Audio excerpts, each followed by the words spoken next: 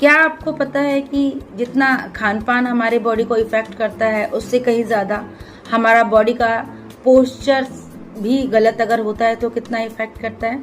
So good morning everyone, मेरा नाम नीलू है और मैं एक हाउसवाइफ के साथ में हेल्थ कोच हूँ। लोगों को गाइड करती हूँ उनके हेल्थ की जर्नी को बेटर करने के लिए। कुछ हैबिट्स होती हैं जिस हैबिट्स को उनको चेंज करना पड़ता है, वो चेंज करने के लिए मैं मदद करती हूँ।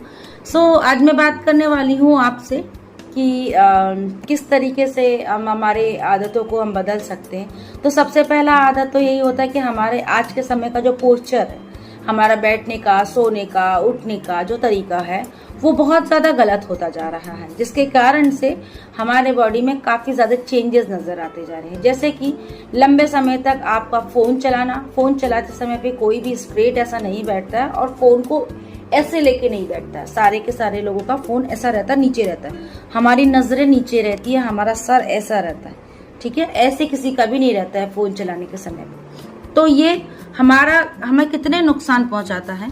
सबसे पहले तो ये हमारी रीढ़ की हड्डी को नुकसान पहुंचाता है, उसमें दबाव पहुंचता है, ठीक है।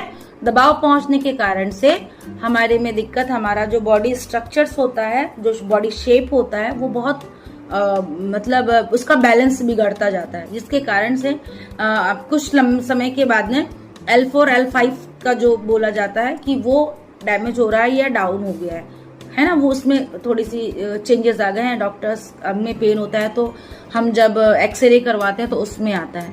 तो कहीं आप ट्रैक कीजिए कि कहीं ना कहीं आप कितने लंबे समय तक ये आप कर रहे हो, फोन चला रहे हो, जिसके कारण से आपका सर और आपका बॉडी पोस्चर ऐसा खराब है।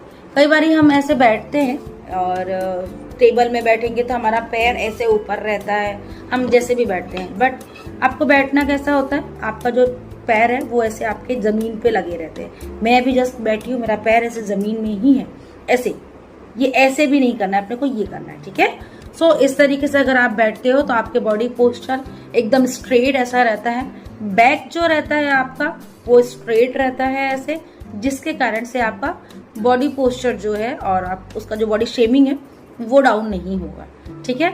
गलत तरीके से बैठने से आपको सांस लेने में भी दिक्कत होती है। अगर हम बहुत ज्यादा झुक के बैठते हैं तो हमारा जो फेफड़ा होता है, फेफड़े जो उसको फैलने की जगह नहीं मिलती है और हमें सांस लेने में दिक्कत होती है, ऑक्सीजन लेवल सही तरीके से पहुंच नहीं पाता है, ठीक है।